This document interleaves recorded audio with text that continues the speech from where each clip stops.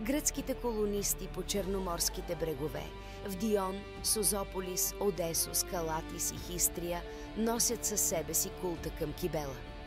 Но именно Дионисополис, древното име на Балчик, се превръща в център на нейното поклонение. Причината е необикновена. Според местни легенди самата богиня се появила на брега, където морето свети в бяло. Оттам и името Балчик – Белият град. На 22 април 2007 година, след проливни дъждове, част от скат в Балчик се свлича. Местни хора забелязват странна зидария. Когато археолозите пристигат, остават без думи.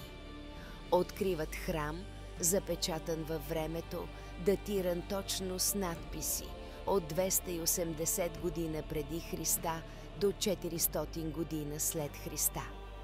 Това означава, че светилището е функционирало почти 7 века.